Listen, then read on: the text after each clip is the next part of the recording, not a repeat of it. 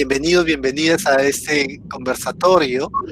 Y yo tengo la tarea, el honor de un poco ser quien conduce este espacio. Es un conversatorio y entonces vamos a, digamos, conversar. Hemos invitado a algunas personas que desde su experiencia vamos a poder recoger de pronto algunos desafíos, algunos retos, algunas lecciones también que hay en el campo de la descentralización y para poder, digamos, reflexionar y con la idea de sacar algunas ideas para mejorar en el futuro.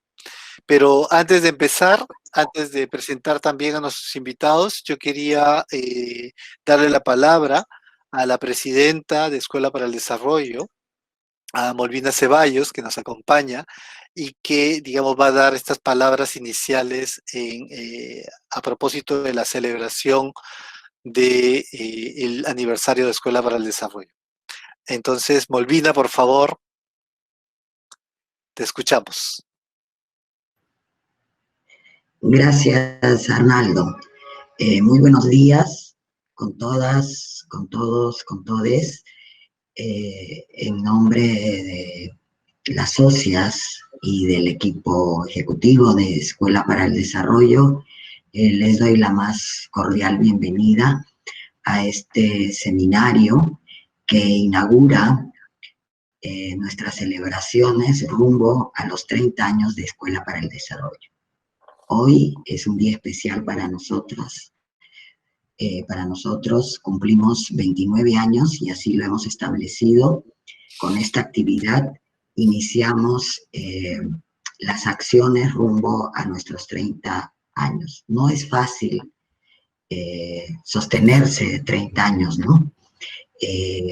Por eso estamos contentas de que podamos llegar a esta fecha buscando siempre generar espacios de reflexión en temas que son claves para el país, en términos de desarrollar capacidades. Y bueno, nos felicito, digamos, a todos quienes hemos tenido posibilidad de contribuir en todos estos años a esa permanencia en el tiempo de Escuela para el Desarrollo. Entonces, qué mejor que empezar nuestras celebraciones con un evento de reflexión en un tema que nos parece clave, de total actualidad para el país y que tiene que ver con la descentralización y la participación ciudadana. Entonces, esperamos que este evento sea fructífero, que podamos extraer lecciones, desafíos, no solo para el Perú, sino también que podamos compartirlos hacia el nivel internacional. Bueno, nuevamente bienvenidos, gracias equipo por estar aquí. Muchas gracias, Molvina, y vamos a empezar ya con el conversatorio. Mil disculpas por la demora. Había ahí unos problemas técnicos, pero ya están resueltos. Y al mismo tiempo, esto se está transmitiendo por Facebook en vivo para que otras personas también nos sigan. Bienvenidos a quienes nos siguen desde Facebook. Y aquí en este espacio estamos, por un lado, participantes de un curso que empieza con esta actividad, un curso sobre descentralización y participación ciudadana. Y queríamos empezar, además de que coincide con el aniversario de escuela, con este espacio de conversación sobre los desafíos, sobre también las lecciones que podemos ir sacando de los procesos de descentralización que hemos venido acompañando. Por eso, en este espacio hemos invitado a la Secretaría de Descentralización. En un primer momento estaba comprometido Edgardo Cruzado, el secretario de Descentralización. Sin embargo, imagínense en la coyuntura en la que estamos, las agendas le han sido cambiadas, pero contamos también con la voz de la Secretaría de Descentralización a través de Claudia Wong, que es asesora de la Secretaría de Descentralización, que va a poder compartir con nosotros desde esta mirada que tiene el Estado acerca de los procesos de descentralización.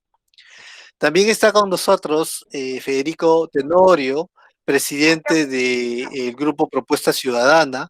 El Grupo Propuesta Ciudadana tiene una serie de instituciones de la sociedad civil que están en todas partes del Perú y que desde ahí vienen haciendo ya desde también hace tiempo todo un trabajo de vigilancia, de incidencia, de también fortalecimiento de capacidades de manera descentralizada.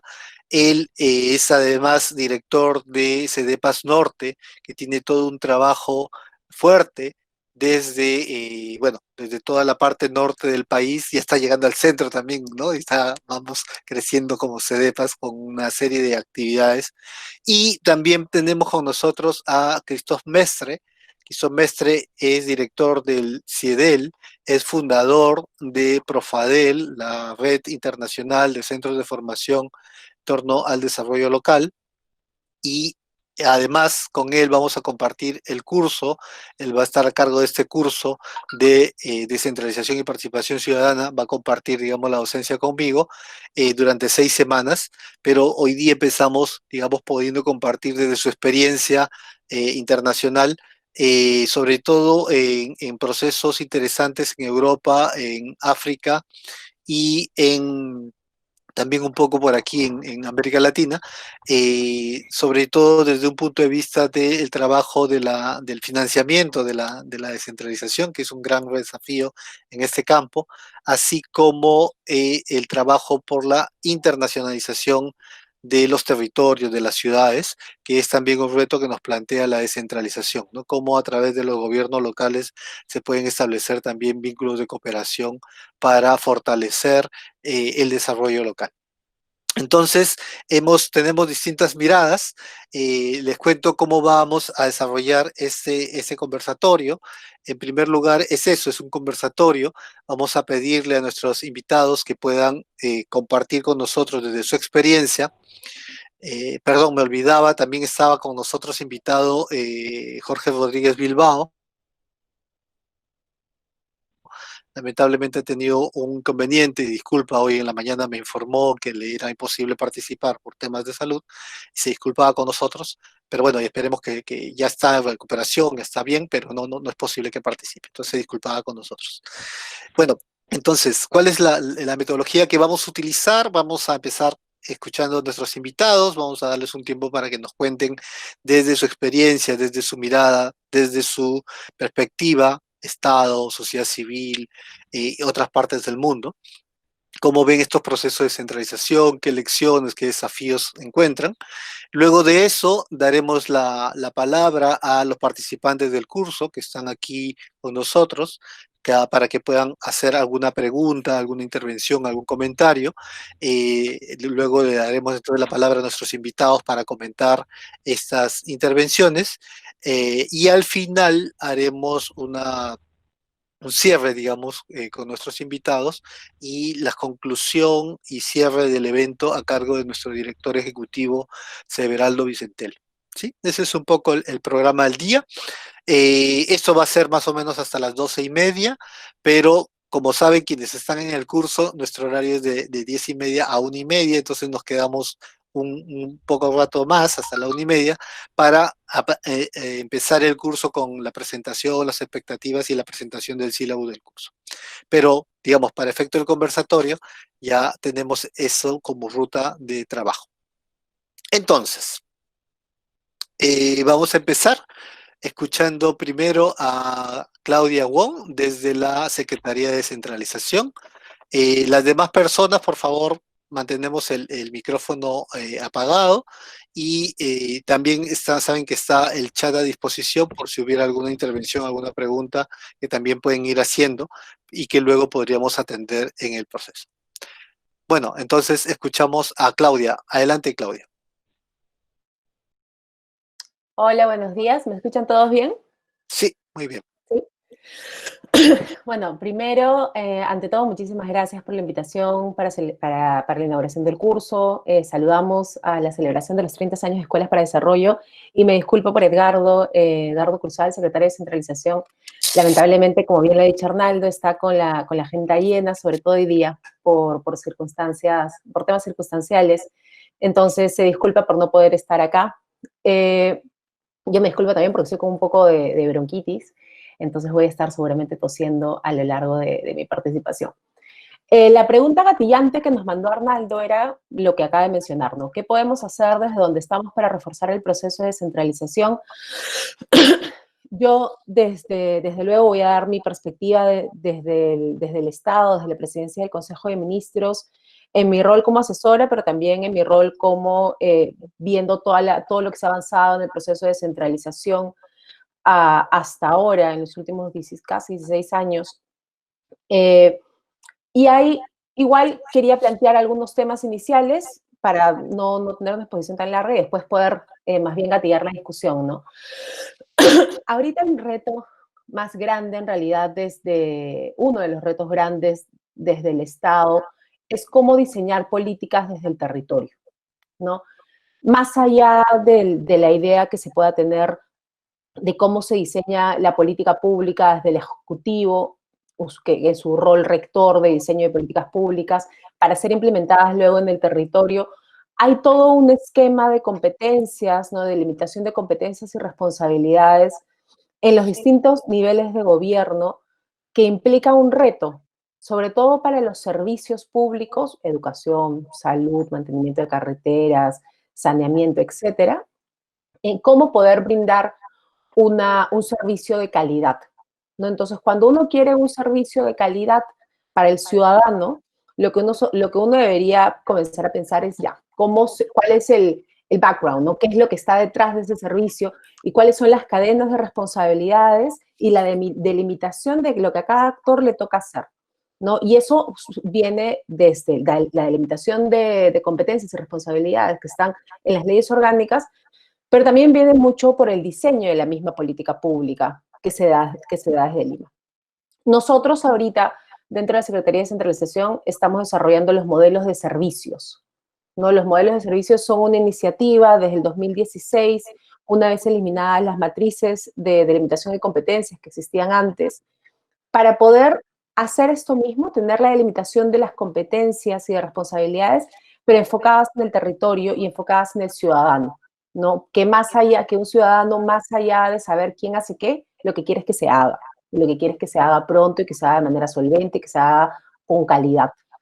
Entonces, ese es un proceso que inició en el año 2016, en el que nosotros identificamos cuáles eran los servicios claves para el ciudadano,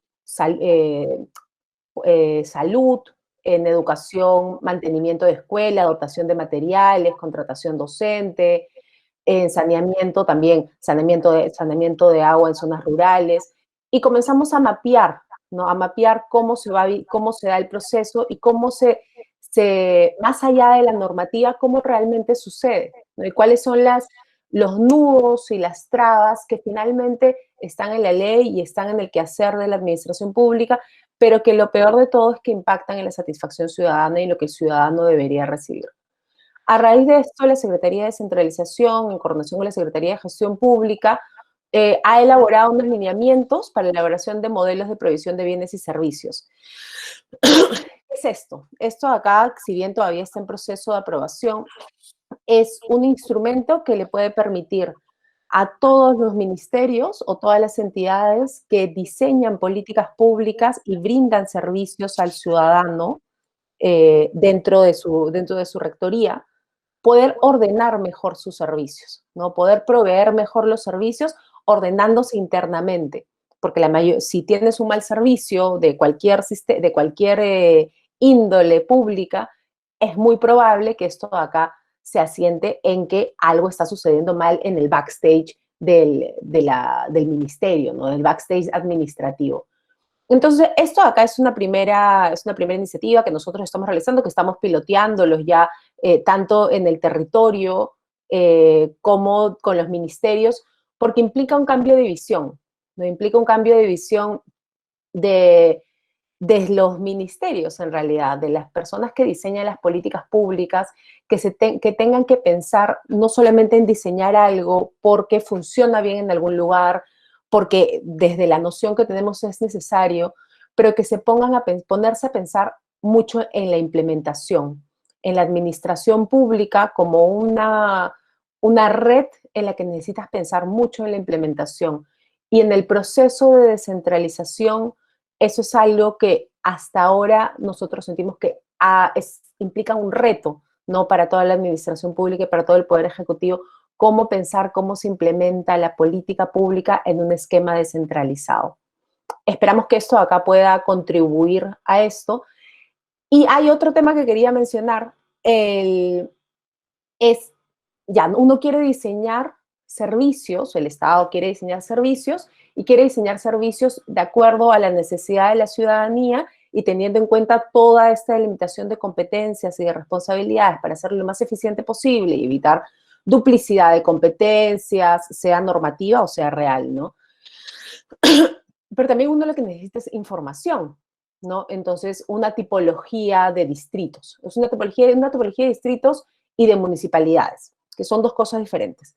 Ahorita se tiene aprobada una tipología de distritos desde la presidencia del Consejo de Ministros que toma en cuenta dos variables, ¿no? Tamaño poblacional, correspondencia del ámbito distrital con ciudades o centros poblados, ¿no? Entonces, no solamente el tamaño poblacional, sino también el tamaño relacional en cuanto a los centros poblados que son a tu alrededor, y grado de articulación, ¿no?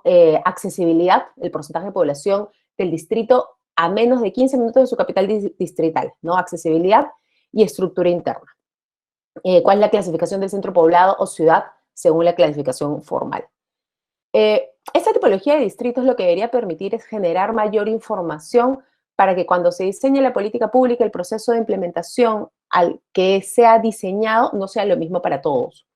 Porque si bien todos necesitan un servicio de calidad, seguramente no todos van a necesitar todo de la misma manera, ¿no? Y no deberíamos esperarlo así, no deberíamos más bien intentar diseñar para las particularidades en cuanto la política pública te lo permita.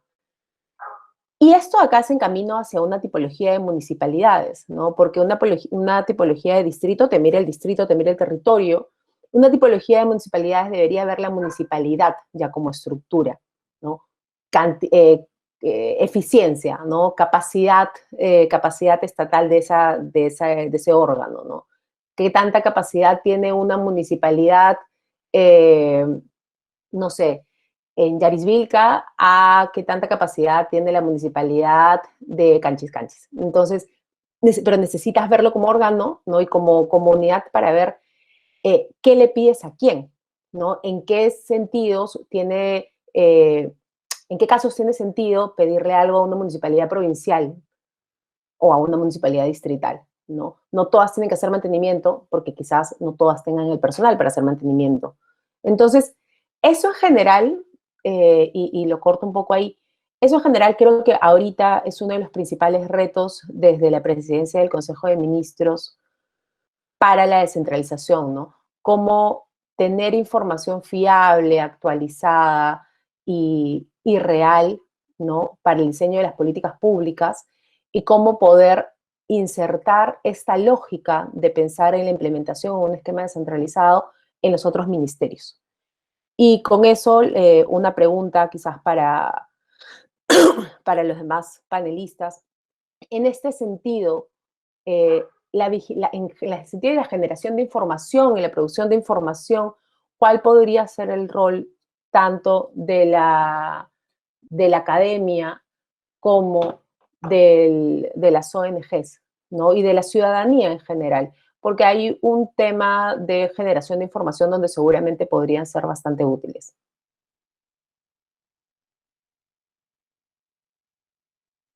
Ahí con eso termino, creo que mi parte de la presentación. Perfecto, muchas gracias, Claudia. Efectivamente, hay ahí retos interesantes que tienen que ver con este diseño de las políticas públicas. Interesante esta propuesta de modelo de servicios que busca acercarse a la población, a las necesidades y ver cómo se hace más eficiente estos procesos, ¿no? La información es un reto importante y creo que ahí está hecha la pregunta para ver cómo desde la sociedad civil, desde la academia se puede contribuir con ello, sobre todo yendo a los espacios en donde está la gente, ¿no? En el territorio, en el distrito, desde la municipalidad, cómo esto se puede afrontar. Bueno, ahora vamos a darle la palabra a Federico Tenorio para ver desde la sociedad civil, desde la experiencia grande que tiene en el norte, qué nos puede compartir como desafíos como lecciones también para reforzar los procesos de descentralización. Adelante, Vico. Muchas gracias, Arnaldo. Muchas gracias también a Molvina, la presidenta de la escuela. Igual quiero sumarme a las felicitaciones por este 29 aniversario. Creo que el rol que cumple la Escuela para el Desarrollo en el país y concretamente en la formación de profesionales que van a trabajar en el desarrollo del país es un rol muy importante. La pregunta que nos ha formulado Arnaldo como motivación para este evento creo que es sumamente importante, es decir, ¿qué podemos hacer desde donde estamos para reforzar el proceso de descentralización? Una primera cosa que quisiera señalar desde Propuesta Ciudadana y desde CEDEPAS, creo que tenemos que reafirmar nuestro compromiso y también expresar nuestra militancia con esta reforma descentralista. Aun cuando la reforma tiene a estas alturas, 2020, casi finales del 2020, hace 18 años que se inició esta última reforma descentralista, tiene sus claros y sus oscuros. Creo que es muy importante saber y decir que una reforma descentralista es de suma importancia para un país como el Perú, en donde de lo que se trata es, ya lo dijo nuestra compañera anterior, que se trata de cómo hacer que el Estado tenga una presencia efectiva y ojalá de mayor articulación en los territorios. Esta presencia principalmente para brindar un servicio eficiente, promover el desarrollo y sobre todo trabajar para que los territorios sean menos desiguales en el país. Al ser un país con territorios tan desiguales, por lo tanto, las necesidades y los desafíos también requieren arreglos institucionales para hacer efectiva estos servicios públicos y sobre todo la promoción del desarrollo económico con equidad. Siendo así, quisiera señalar en concreto, muy brevemente, que el diseño original de esta reforma descentralista, iniciada en el 2002, comprendía de 3 etapas. La primera, en el Perú, una integración de los departamentos para hacer una consulta popular. Es decir, se inició con hacer de los departamentos regiones, pero esto de manera transitoria para posteriormente hacer una consulta popular para integrar departamentos. Esto, como sabemos todos, no tuvo el éxito que esperábamos. Una segunda etapa era para conformar grandes regiones e iniciar un proceso de transferencia de competencias previa acreditación de capacidades. Y finalmente, acompañar estas competencias transferidas a una etapa e iniciar una etapa de descentralización fiscal. Lamentablemente, en la primera etapa se truncó el proceso, de tal manera que en el quinquenio de Alan García, en el segundo gobierno de Alan García, decidió hacer un shock de competencias, esa transferencia de competencias a estos gobiernos departamentales que no llegaron a ser gobiernos regionales. Y ahí comenzó nuestros problemas, porque nuestra ley orgánica de gobiernos locales, de gobiernos regionales y de municipalidades mantienen competencias compartidas entre niveles de gobierno, pero lamentablemente sin delimitar bien las funciones específicas.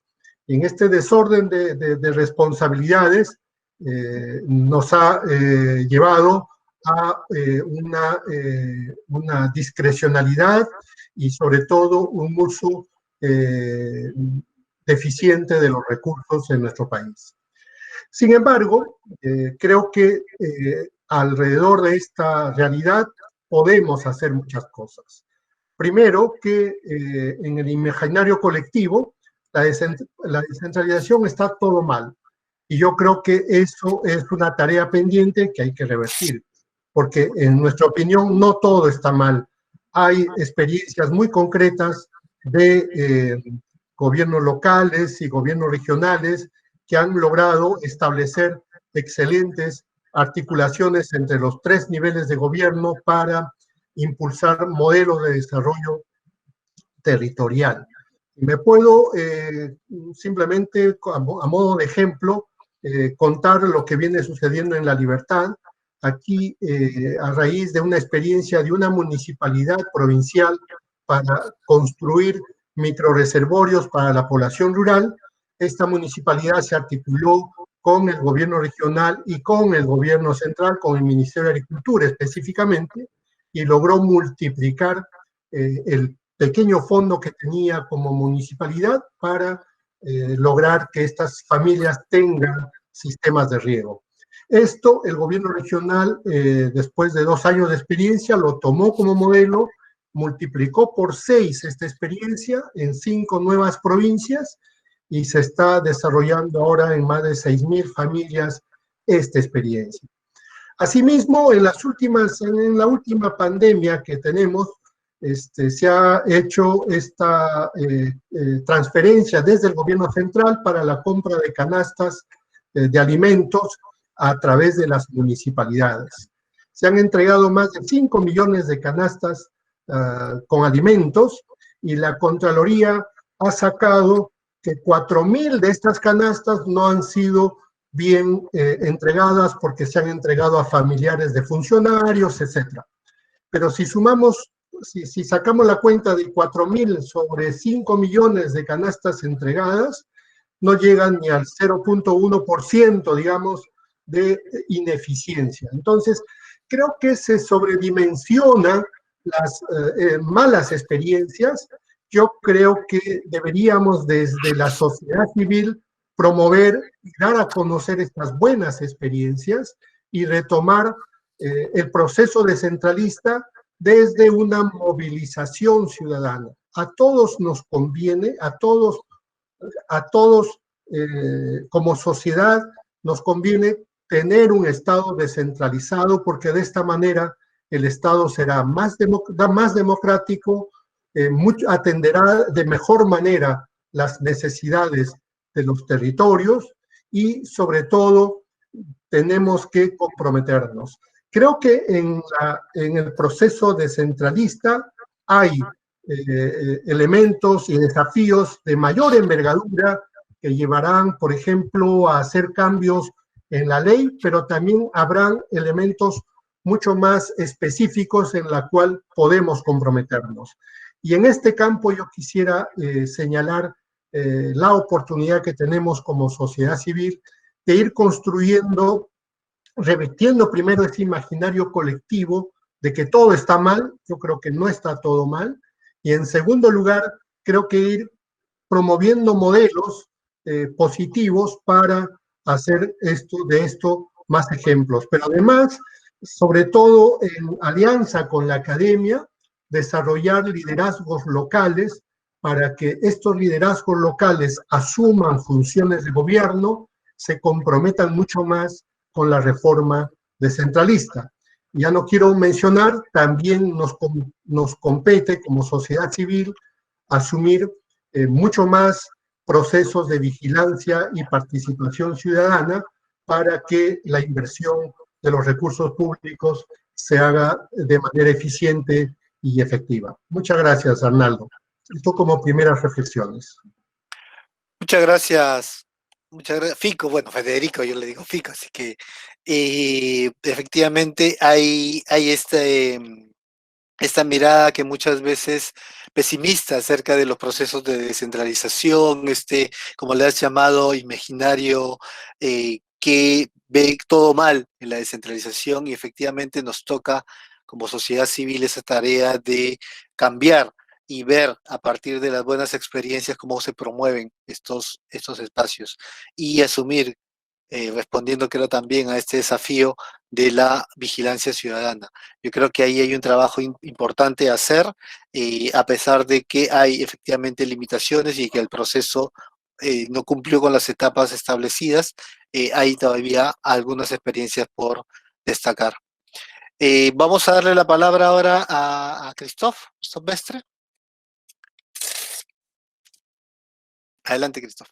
Tu micrófono tienes que activarlo.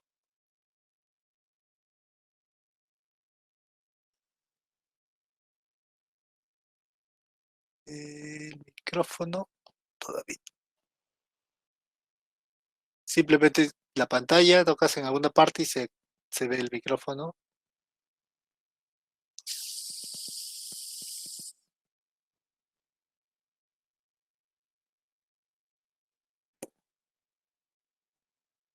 Haces clic en una parte de la pantalla y desde ahí se activa la opción.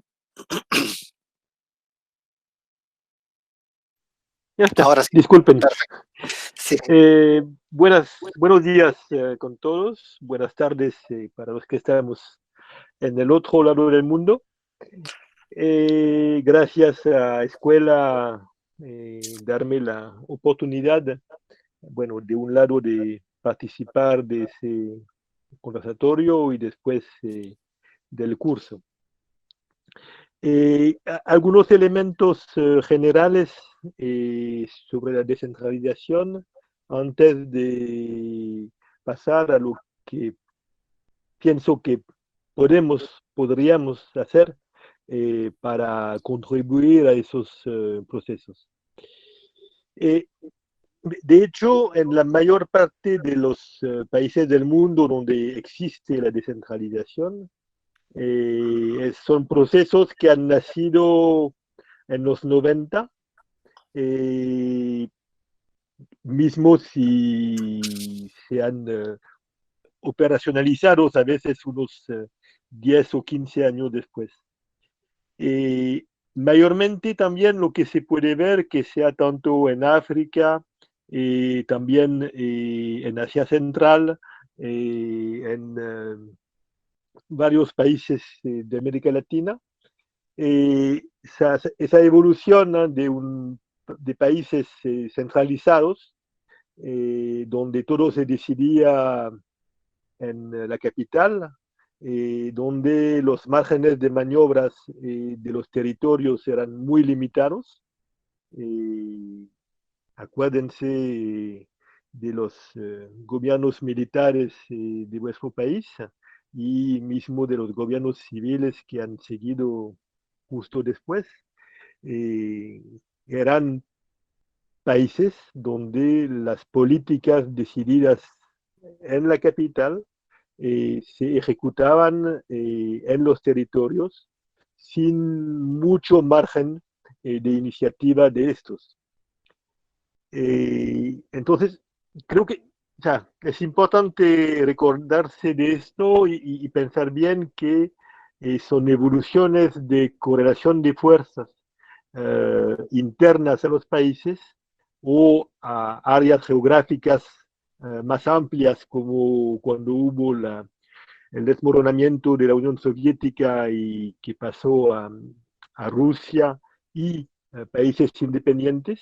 Entonces, son en momentos de correlación de fuerzas que efectivamente el poder central acepta de redistribuir una parte de este poder a autoridades locales que no controla en forma definitiva.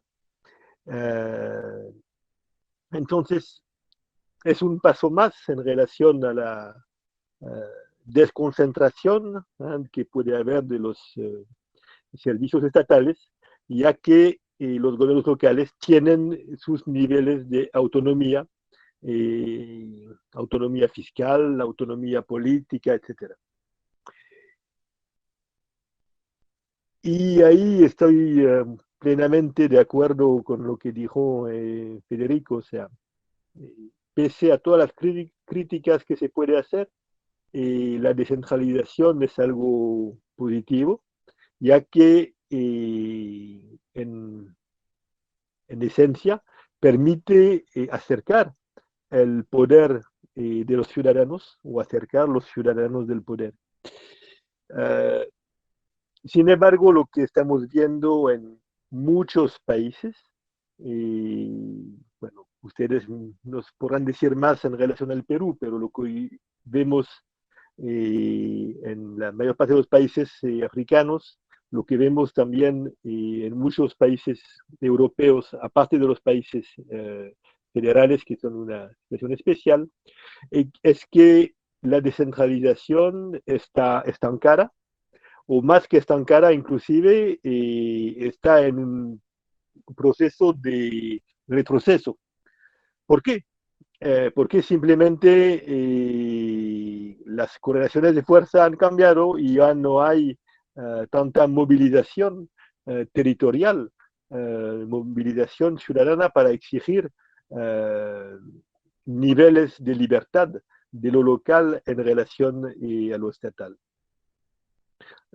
Y eso, bueno, por ejemplo, en Francia se da a través de las políticas fiscales, ya que se está, digamos, toda la fiscalidad local que tenían los gobiernos locales, poco a poco el Estado la está recuperando y en vez de permitir a los gobiernos locales de definir su propia fiscalidad, sus propios impuestos y tasas, el Estado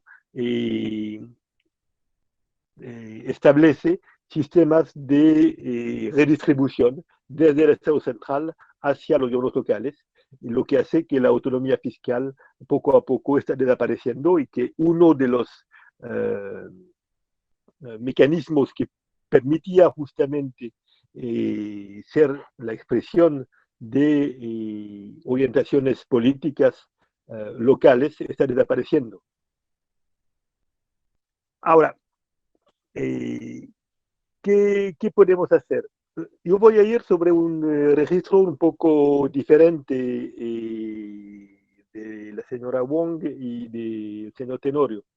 Me parece que lo fundamental que podemos hacer nosotros no es tanto en lo institucional, no es tanto únicamente en la vigilancia, es antes que todo en la capacidad que tenemos nosotros de apoyar concretamente la descentralización como ciudadanos. Hay algo para mí muy importante en lo que dijo el señor Tenorio, es que pienso que es fundamental de parar, de incrementar esa visión que se tiene de que la descentralización es un fracaso, de que descentralizar es multiplicar la mala gobernanza, de que los ediles locales son personas que no manejan bien los recursos locales, que no tienen interés en el bien común, etcétera, etcétera. Ahí también, si se ve en la mayor parte de los países, los gobiernos locales no manejan la gestión pública, no tienen una gestión pública que sea peor que los gobiernos centrales o que sea peor que la gobernanza de las organizaciones no gubernamentales. O sea, estoy convencido de que hay que parar efectivamente con esa visión y que hay que parar con difundir esa visión. Y que nosotros individualmente tenemos un papel que jugar para justamente apoyar el ejercicio de esas gobernanzas locales. Cierto que es más difícil en un municipio limeño que en un municipio rural serrano o amazónico, pero tenemos todos capacidades, tenemos todos habilidades y podemos ponerlas a servicio, aunque no seamos electos, aunque no seamos técnicos municipales, podemos apoyar el funcionamiento del municipio, podemos apoyar la mejora de la imagen de un gobierno local y podemos contribuir efectivamente a reforzar los gobiernos locales. Obviamente, esa contribución tiene que ir a la par de una exigencia, como se habló antes, siendo efectivamente ciudadanos que ejercen su poder de vigilancia, su poder de control sobre las políticas públicas. Eso sería para lanzar un poco el debate sobre la responsabilidad individual que tenemos en cuanto a ese proceso que pensamos que es fundamental para justamente desarrollar democracia y también desarrollar ciudadanía, poniéndonos cada uno frente a nuestras responsabilidades. Gracias. Muchas gracias, Christoph. Interesante cómo esa mirada desde también otros procesos que se vienen viviendo en el mundo nos permiten también mirar nuestra propia experiencia, ¿no? Lo hacía Fico antes, recuperando las etapas que se habían planteado y que, bueno, con sus problemas, pero en general, efectivamente, este paso, esta correlación de fuerzas en donde un Estado central va dando poder, es una tensión que hoy muchas veces se está revirtiendo, ¿no? Aquí hemos hablado de la recentralización en más de una ocasión, pero efectivamente apoyar estos procesos de descentralización nos pueden llevar a fortalecer la democracia, a fortalecer a las autoridades locales para ir mejorando en la gestión de los territorios, ¿no? El tema de la fiscalidad, el tema del dinero, es efectivamente una cuestión muy concreta asociada al tema del poder. En el chat han ido haciendo algunas menciones por el lado de la desigualdad, por el lado de la diversidad, por el lado de la ejecución también de algunos procesos. Alguien hace por ahí la referencia a lo que es la reconstrucción en el norte. En todo caso, ahora yo les invito a quienes están en la sala a poder pedir la palabra a través del chat para ir en orden y poder hacer intervenciones, comentarios o preguntas en este espacio. Entonces, la idea sería que puedan hacer el pedido de la palabra a través del chat, colocando su nombre, si es que de hecho ya lo está, pidiendo la palabra para establecer un orden y hacer una ronda de intervenciones. Les pediría que al momento de intervenir puedan brevemente decir su nombre, de dónde vienen, qué es lo que están haciendo y, bueno, tratar de hacer una intervención más o menos breve también, manteniendo, digamos, unos 2-3 minutos como máximo. Entonces, a través del chat pueden ir pidiendo la palabra. Ha habido algunos comentarios que ha escrito tanto Luis Pineda como Liliana Vera, que quizás podrían también hacerlo de manera oral, si se animan. Vamos con Luis Pineda. Adelante, Luis Pineda. Lucho, te escuchamos. ¿Está Lucho? No. Sí está.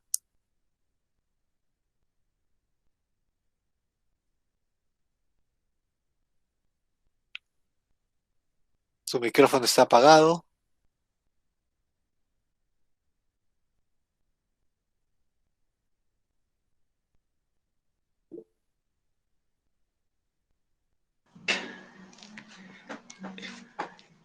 Arnoldo. Sí. Wilson, entré con el usuario de mi pareja, sí, para poder conectarme. Liliana Vera es mi esposa, y soy Wilson. Y no Adelante, sé si Wilson. podría Sí, claro, hacer Wilson. comentarios. Buenos días a todos y nuevamente gusto encontrarnos nuevamente en este proceso de formación. Y bueno, yendo ya a lo concreto, a mí me queda muchas inquietudes, puesto de que el proceso de descentralización se da hace mucho tiempo. Hemos sido parte de eso incluso cuando hubo el voto del sí y el no, a qué regiones se deberían unir tales provincias, regiones, luego la creación de varios distritos, Y luego cuando también pongo esto de la reconstrucción de cambios, entonces la inquietud y la pregunta es, o es que las leyes están mal dadas, o es que las instituciones y quienes lo asumen no están preparados, o es que los recursos no alcanzan. ¿Por qué digo esto? Porque aquí en Huancavelica, yo me encuentro actualmente aquí en Huancavelica, en Lircay, haciendo algunos trabajos de consultoría para algunos gobiernos locales, y me doy con la sorpresa de reconstrucción por cambios que intervinieron también acá, varios trabajos de sistemas de cloración, pero muy elevados los precios, que no funcionan y están en proceso de entrega, y las autoridades locales no quieren recibirlos por ese detalle, ¿no? Entonces, y ahora vemos, pues, ¿no? Y lo que dice Mestre también es clave, ¿no? Lo que dice la correlación de fuerzas. Ahorita estamos viendo el Congreso, con el Congreso de la República enfrentado con el Ejecutivo, y en Junín veo el confrontamiento que hay entre el gobierno regional y algunas provincias que no son de su línea política, y esto se da en diferentes lugares, ¿no? Entonces, como que hay una competencia de poderes, quién hace más, quién hace menos, pero no lo hacen bien. Y el gasto público lo dice ahí, cuánto de gasto y cuánto de ejecución tenemos, ¿no? Eso sería para empezar. Gracias. Gracias, Wilson. Y ahora sí creo que se reconectó Luis Pineda. Lucho, ¿te Sí, escuchamos? Adelante, Lucho. muchas gracias. Efectivamente, hay muchos elementos que los amigos han expresado en relación a la descentralización. Hay elementos que permiten hacer una suerte de balance, pero por otro lado también ver las perspectivas, ¿no? Yo también soy un convencido y he trabajado durante bastante tiempo digamos, en promover la reforma descentralista, ¿no? Y siendo esta una bandera política, yo recordaba en una de las intervenciones en el chat que, sin embargo, el punto de partida fue algo que no deja de ser importante, que era ver el tema del territorio o del desarrollo territorial, ¿no? A partir de razonamientos principalmente económicos, ¿no? Yo recuerdo, sin que esto evidencie más edad que la que tengo, que en los años 80 hubo una propuesta de descentralización, de entre muchas que hubo, donde ponía por delante el tema de la integración territorial a partir de otras variables más allá de las económicas, digamos, ¿no? De lograr el beneficio. Yo recuerdo el estudio preliminar que hizo González de Olarte al respecto, ¿no? El otro que estaba mencionando, que es anterior a este, en él estuvo al frente Baltasar Carabedo, y que obviamente tuvo mayores objetivos políticos, pero volviendo nuevamente a los argumentos que trato de presentar, ¿no? ¿De qué manera tener en cuenta otras variables que puedan permitirnos una suerte de relanzamiento del proceso descentralista? Porque valgan las verdades, no sé, yo lo siento así, la descentralización un tanto que se ha enfriado. Inclusive algunos se han permitido hablar de que la descentralización que ha terminado con la constitución de gobiernos regionales y el fortalecimiento de los gobiernos locales, en tanto ambos gobiernos subnacionales, ha sido un elemento que ha favorecido la corrupción, ¿no? Y entonces, ese es un punto. El otro punto, muy rápidamente, que creo que también se ha mencionado aquí, es el tema de la diversidad, ¿no?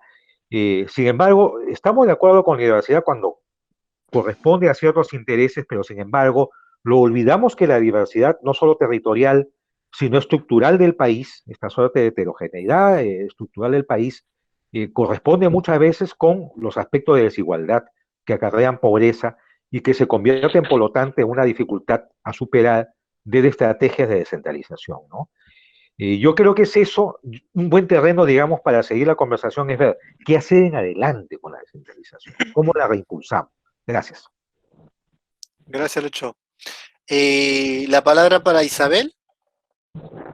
Isabel Díaz. Adelante, Isabel. ¿Qué tal? Sí, buenos días con todas y con todos. Unas felicitaciones por tan interesantes exposiciones. Yo tengo una pregunta bien concreta porque ya lo que me está preocupando está muy vinculado a este tema que planteó Claudia Wong.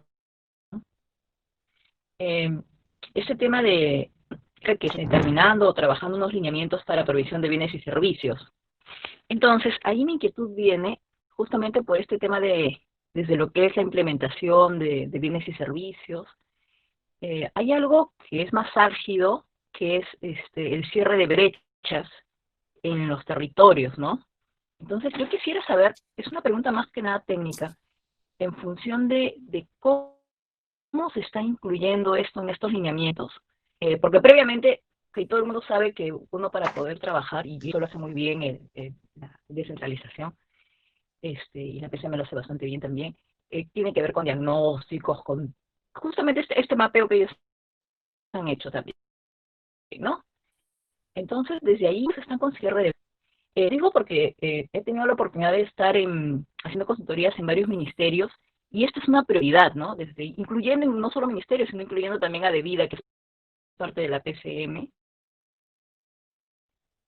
este cierre de brechas a nivel educativo. Y ahorita desde el Ministerio de Inclusión Social estoy viendo cierre de brechas en infancia. Entonces sí me interesaría saber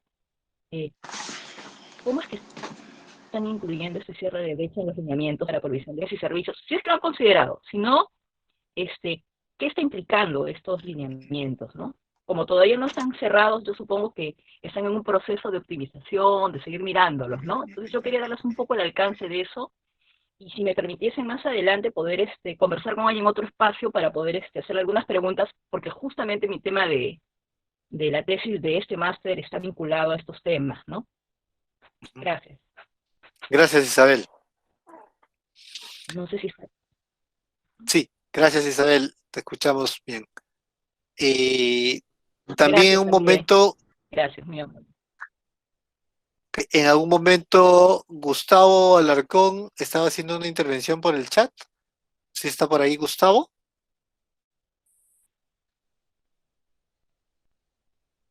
Bueno, si se anima Gustavo, luego le damos la palabra. Ahora le damos la palabra a Anabel Tinoco. Recuerden un poquito presentarse para ver de dónde estamos hablando, y desde ahí, bueno, su comentario, preguntas. Adelante, Anabel. Gracias, Arnaldo. Bueno, buenos días con todos y todas. Soy Anabel Tinoco y les hablo de la región Junín. Bueno, a mí me parece interesante este proceso de reflexión, digamos, análisis en el marco de la descentralización y la participación ciudadana. Y a mí me ha generado más preguntas, digamos, que un poco mirar, más allá de mirar el contexto actual que estamos viviendo, ¿no? Y una de ellas era, ¿cómo garantizamos o fortalecemos los procesos democráticos, digamos, ¿no? La democracia en este camino a la descentralización? Porque si a nivel nacional vivimos una crisis de democracia, ¿cómo cómo hacemos para que nuestros territorios, digamos, cambie eso, ¿no? Porque para mí, en mi mirada, es que lo que estamos viviendo a nivel nacional no es nada más que un reflejo de lo que sucede a nivel de las instituciones más pequeñas, ¿no? Hablamos de gobiernos provinciales, distritales, comunidades, caseríos. La otra pregunta, digamos, que me genera este espacio es este tema de la división de territorios, ¿no? Es bueno, es parte de la descentralización, porque en este caminar, digamos, con las municipalidades, ahora que me encuentro en la región Junín, he encontrado la posición de que hay un grupo, digamos, de personas que quieren que la parte de Satipo, zona selva de la región, quieren hacer una región diferente, ¿no? La región selva, o sea, dividirse de esta región, digamos, Junín, y hacer su propia región. Y esto también lo he escuchado a nivel micro, ¿no? A nivel de provincias, entre distritos que quieren separarse, quieren ser provincias, ¿no? Y esto, bueno, tiene que ver también con el manejo de recursos económicos que a veces no llega equitativamente a todos. Entonces, en este marco de la descentralización me preguntaba, ¿es bueno eso o es que la división de territorios es parte del proceso de la descentralización? Es una pregunta. La otra pregunta es, ¿cómo es que fortalecemos la participación ciudadana en tiempos de pandemia? Porque hoy día la orden es quédate en casa. Entonces, ¿cómo es de que, y esto en el marco, por ejemplo, de la participación ciudadana de las mujeres, ¿no? Nos ha costado tanto involucrarnos en espacios, digamos, de tomas de decisión, que seamos escuchadas. o que tomen en cuenta estas necesidades diferenciadas para que ahora con la pandemia nos digan, regresa a tu casa, ¿no? Tienes que estar en tu casa, cuidarte de la pandemia, y los tomadores de decisiones en presupuestos, en recursos, lo sigue teniendo, digamos, los que son parte de este espacio y que mayoritariamente son hombres, ¿no? Entonces, ¿cómo fortalecemos la participación ciudadana en estos tiempos? ¿A través de qué medios? Si ahora las brechas sociales que han ido mencionando, las brechas de género que también están presentes, también se suman las brechas digitales, ¿no? O sea, no todos tenemos, digamos, acceso a un buen celular para conectarnos al internet, o no todos tenemos el acceso al internet, trabajamos con recargas, digamos, celulares, ¿no? De 3, 5 soles para comunicarnos. Y lo otro que también me genera ruido es este tema de la autonomía, ¿no? Que decían, bueno, los gobiernos tienen autonomía, entonces, ¿cómo hacemos para que esa autonomía, digamos, no se confunda con el tema de que porque soy autónomo hago lo que quiero, ¿no? Entonces, este término también lo he escuchado a nivel de gobernadores, de alcaldes y de organizaciones más pequeñas, ¿no?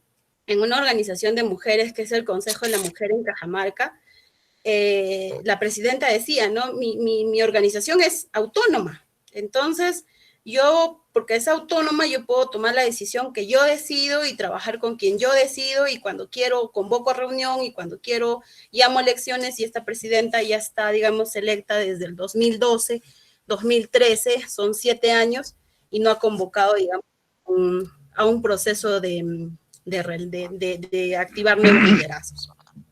Entonces, me genera todas estas preguntas, y aparte sí, creo que lo que mencionaba Isabel en un anterior comentario, yo creo que más bien es un reto que dentro de este proceso de descentralización, si bien esté paralizado o avanzando lento, el reto es de que incorpore trabajar o abordar las brechas, la reducción o el cierre de brechas sociales, de género, ¿no? Porque solamente a nivel nacional están orientados al cierre de brechas en servicios de infraestructura.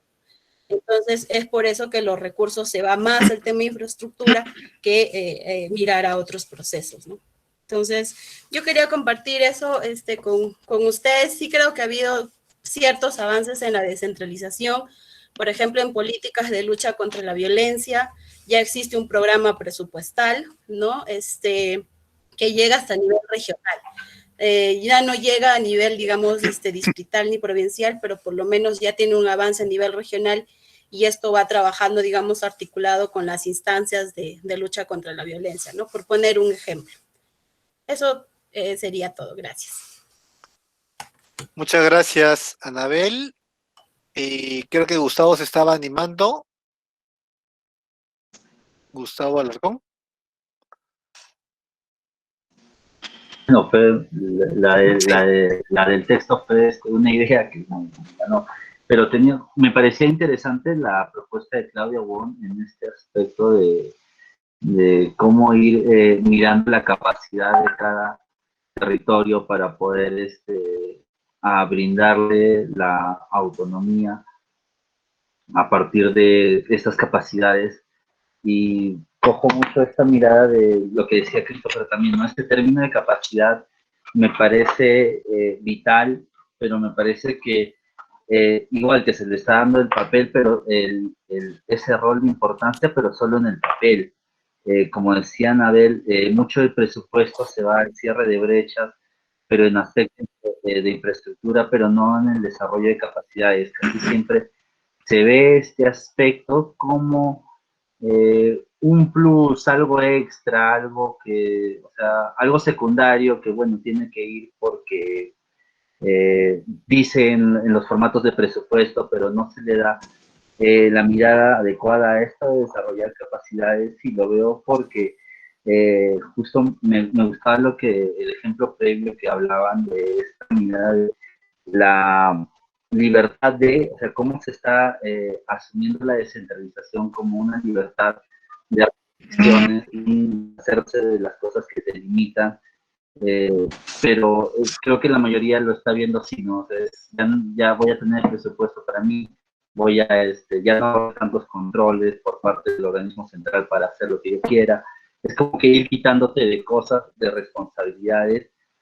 Me gusta un término que marca la diferencia entre libertad de y libertad para, ¿no? La mayoría de organizaciones están buscando liberarse de controles, pero no tienen claro hacia dónde quieren ir. Yo creo que tiene que ver con esta mirada de cómo se aborda las políticas incluyendo la descentralización, que siempre surge de arriba hacia abajo, ¿no? Siempre es alguien en una institución superior, en un puesto centralizado, con la mejor de las intenciones, puede ser, que propone un camino a recorrer, y esa mirada de que todo lo que basta con la norma para lograr algo, pero no hay un desarrollo dentro de estos mismos espacios o territorios de las capacidades para que ellos puedan aprovechar estas circunstancias. Yo creo que somos un país que mucho de lo que buscamos siempre apuntamos a la norma, a las reglas,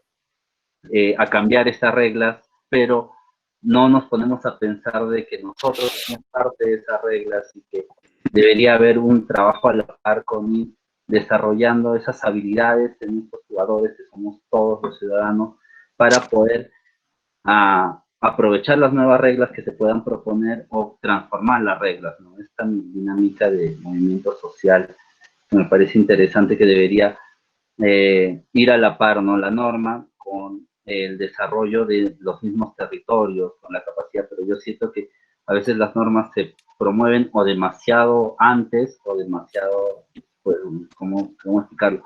Normas de descentralización se proponen en un escritorio para promover la descentralización, pero cuando los territorios todavía no están listos para aprovechar estas circunstancias, o se promueve una norma para el derecho de la mujer, la igualdad de la mujer, pero ya mucho después, ¿no? Cuando ya ha habido todo un movimiento que ha impulsado ese cambio, y que la norma solo es una consecuencia de lo que está sucediendo.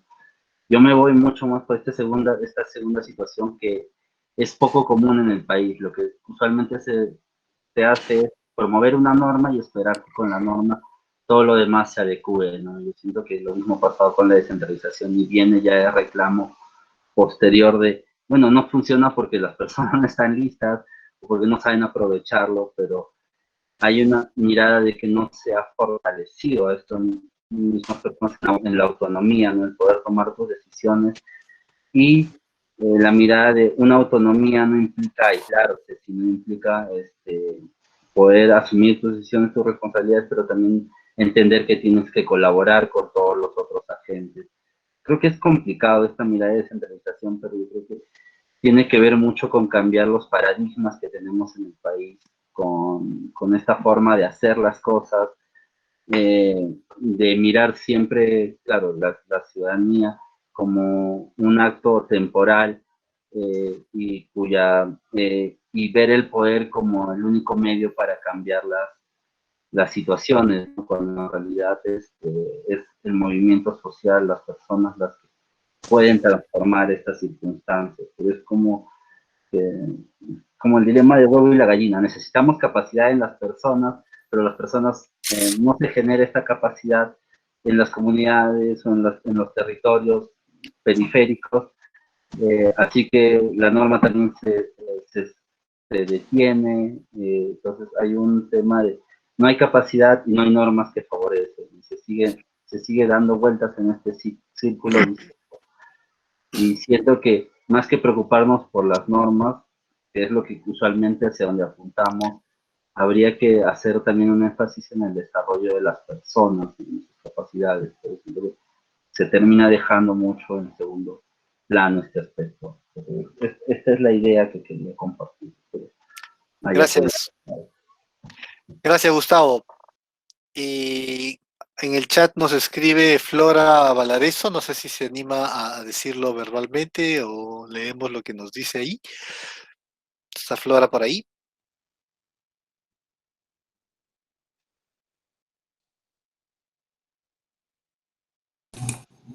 Sí, adelante, Flora. Buenos días. Buenos días, Flora, te escuchamos. Buenos días a todos y a todas. Realmente para mí estos espacios son muy enriquecedores, por eso, a pesar de que me ha costado mucho entrar, ¿verdad? Bueno, he logrado también enfrentar el reto también de en este caso, de la tecnología que nos está costando a todos, sobre todo los que somos un poquito más mayorcitos, ¿no? Respecto al tema, a mí me parece interesante que, no sé, como que tengamos espacios, y creo que este nos enriquece mucho, de ir profundizando qué nos está pasando como país, ¿no? Porque hay una terrible crisis ética, política, que de alguna manera hace que la actitud de la gente tenga mayor rechazo, ¿verdad?, a todo lo que es relacionado a ciudadanía, participación, ¿no? Nosotros que, bueno, años venimos trabajando en ANCON el tema de formación de líderes para el desarrollo, el tema, vemos que es curioso, pero en los espacios ciudadanos más participan mujeres, pero luego la verdad, los que se llevan, entre comillas, a la hora de las elecciones, los cargos, son los varones. Entonces el problema de género sigue latente, sin embargo, dan el callo, el trabajo, ¿no? Entonces quiero rescatar eso, y que de alguna manera también nosotros, no sé si, yendo ya a este tema de descentralización, ¿a qué se debe que la gente no quiera implicarse en el tema de participación ciudadana? Eligen a sus dirigentes y luego se alejan, ¿verdad? Hay dirigentes como que caminan solos y a lo de la verdad hacen lo que quieren en su comunidad, y ni siquiera ya pues se replantean todo este tema que nosotros estamos hablando de descentralización. Y pensaba que hay unas experiencias ricas, porque nuestros pueblos, alguien nos habló sobre el tema de la diversidad, el tema cultural, y estábamos con las hermanas. Bueno, yo soy religiosa, para los que no me conocen, vivo en Puente Piedra y realizo misión en Puente Piedra, en Ancón, y hablábamos, las hermanas me decían que les sorprende la capacidad de organizar la gente las fiestas, ¿no?, las celebraciones. O sea, tienen todos unos protocolos que de verdad hacen que sus fiestas sean como impecables, ¿no? Y luego, ¿qué nos está pasando en el tema de participación social y política? Cuando la gente realmente yo creo que las necesidades económicas para parar la olla, bueno, y ahora ni pensarlo más en ese tiempo de crisis de la pandemia, por la pandemia, ¿no? Hace que la gente, pues, sienta que las soluciones van a venir de fuera, ¿no?, por el tema de descentralización. A mí me parece que el trabajo de lo local puede tener incidencia, aunque sea a largo plazo, a algo mayor, ¿no?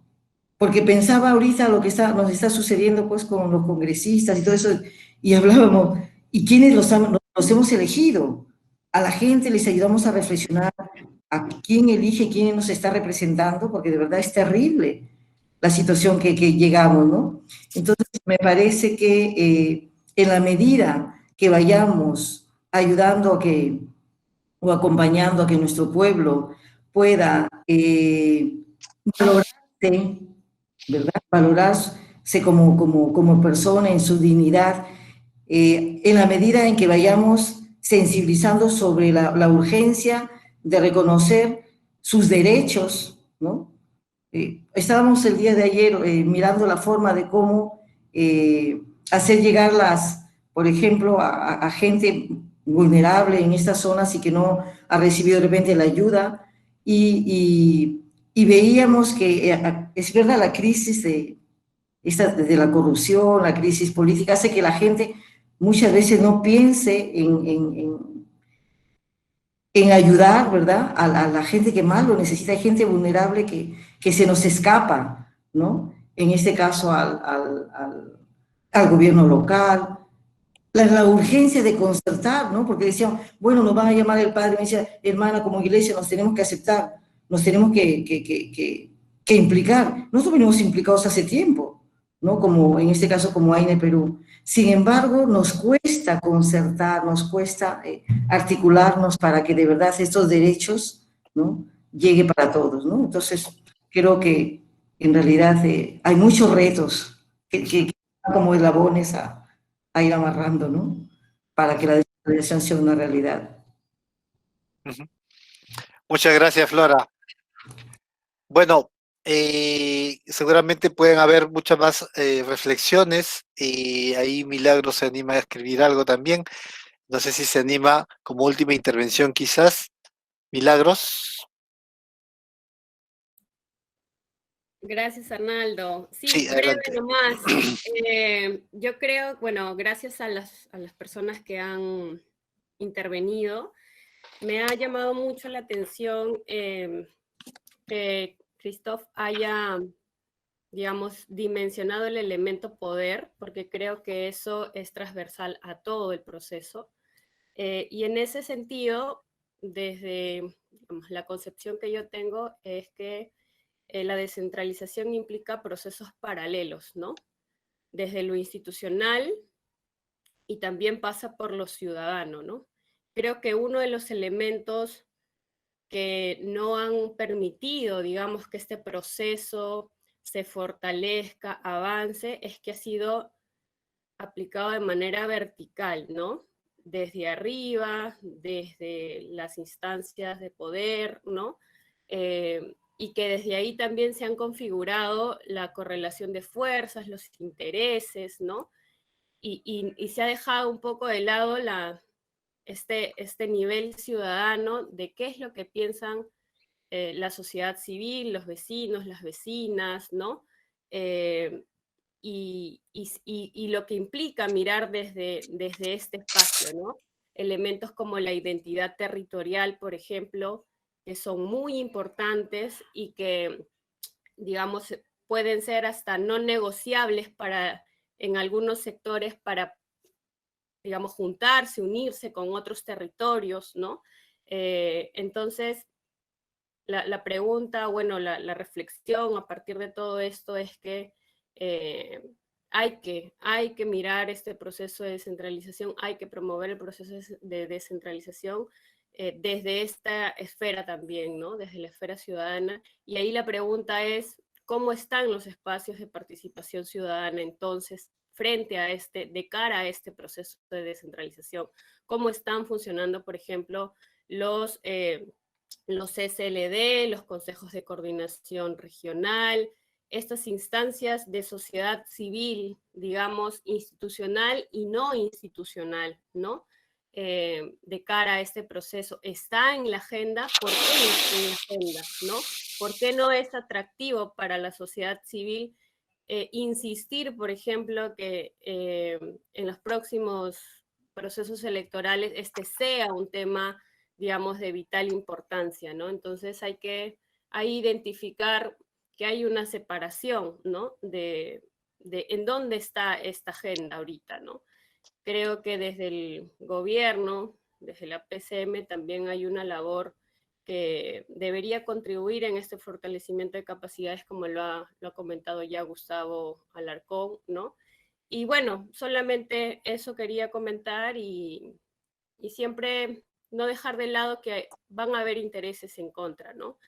Gente, grupos, élites, el mismo sistema que nos lleva a centralizar el poder en unos pocos, porque finalmente la lucha es por eso, porque el poder puede estar descentralizado, el poder ciudadano acompañando y siendo parte de ese proceso, ¿no?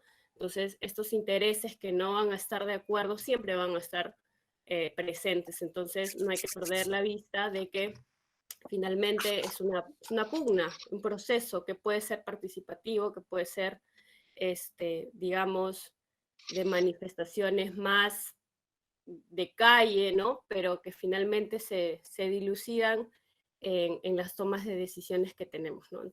Muchas gracias por el espacio. Gracias, Milagros. Vamos a pasar a una nueva ronda con nuestros invitados para ir, digamos, comentando un poco. Tanto hay algunas preguntas, pero también comentarios que nos permitan, digamos, también hacer ir cerrando, digamos, con algunas ideas. Entonces vamos a volver dándole la palabra a nuestros invitados en el mismo orden de antes, ¿les parece? Entonces, Claudia, por favor, desde la Secretaría de Descentralización. Adelante. Han sido muchísimas preguntas, súper buenas reflexiones, en verdad. A nosotros igual nos sirve un montón y valoramos un montón estos espacios de conversación porque nos permite repensar las cosas que vamos haciendo, ¿no? A veces desde la administración pública es muy fácil irte en el día a día y por eso valoramos mucho este tipo de espacios. Más o menos para intentar entre responder y tocar todos los temas que se han tocado, el de desarrollo económico. Dentro, completamente cierto, la descentralización también es una parte, es el medio por el cual se fomenta el desarrollo territorial, específicamente el desarrollo económico, ¿no? La Secretaría de Descentralización, de la mano con actores territoriales, viene desarrollando las agencias regionales de desarrollo, que no sé si alguno de ustedes lo ha escuchado, pero las agencias regionales de desarrollo es un modelo, en realidad también es un modelo de coordinación y articulación intergubernamental, y multiactor, que viene de inspiración de Europa, creo que ha sido implementado en España, ha sido implementado en el Reino Unido, en Latinoamérica, también has tenido varios casos de implementación exitosa en Chile, en México. Y los últimos años lo venimos gateando la implementación acá. ¿Qué son? ¿No? Son instancias de coordinación y articulación intersectorial intergubernamental multiactor, como ya le mencioné, que lo que hace es que implementa espacios de coordinación público-privado. Entonces pone en un mismo espacio al sector privado, sea la Cámara de Comercio, sea los gremios de un sector en particular, gremio pesquero, gremio bananero, por ejemplo, en Piura, con la academia, ¿no? Para ver toda la parte de innovación, ¿no? Valorar, poner en valor toda la parte de la innovación de la academia, específicamente a nivel regional, ¿no? Toda la producción de que las universidades hacen, y el sector público, el gobierno regional, ¿no? El gobierno regional y el gobierno nacional de acuerdo al sector que competa, ¿no? Y la idea es que se puedan identificar prioridades del territorio, no prioridades del nacional, prioridades del territorio. Para Piura puede ser conchas de abanico y bananeros, ¿no? Todo lo que sea el sector bananero de exportación. Son lideradas por los gobiernos regionales y lo que se intenta hacer es poder mapear la línea de producción y poder hacerla más competitiva y poder generar innovaciones para fortalecer esa innovación en específico, ¿no? Entonces, lo que hace la ARD, la Agencia Regional de Desarrollo, es que no solamente trabaja en el proceso, sino también trabaja en fortalecer las capacidades de todos los actores, ¿no? Fortalecer las capacidades y fortalecer las condiciones institucionales. Entonces, en capacidades hay mucho desarrollo de capacidades, mucha asesoría, mucha asistencia técnica, mucha mejora de los procesos. Es algo que venimos desarrollando recién hace 2 años, ¿no? Con las nuevas autoridades entrantes. y ya venimos desarrollándolo en 7 regiones. Hasta ahora se viene desarrollando en Piura, ¿no? Todos siempre son con las universidades regionales. En Piura, en Ayacucho, en La Libertad, en Cajamarca, en San Martín, y me estoy olvidando 2, Cusco y Apurímac, perdón, creo que son Cusco y Apurímac. Entonces, la idea es justamente eso, ¿no? Meterle más fuerza, ¿no? A la parte de desarrollo económico, ¿no? Porque finalmente lo que uno necesita es eso, ¿no? Fomentar el desarrollo económico a nivel regional más allá de Lima, ¿no? Porque el tema del poder viene mucho con el desarrollo económico del territorio. Entonces necesitamos tener más ciudades intermedias, no solamente una gran metrópoli y ciudades pequeñas, necesitamos tener ciudades intermedias más fuertes, ¿no? Y en el futuro ciudades grandes, aparte de Lima. Esa es una clave también para nosotros sobre el desarrollo territorial. En materia cuando me preguntaron sobre los modelos de servicio, ¿no? Los modelos de provisión de bienes y servicios que se están desarrollando en estos lineamientos, claramente están basados en el cierre de brechas, ¿no? De acuerdo al servicio que se ha identificado.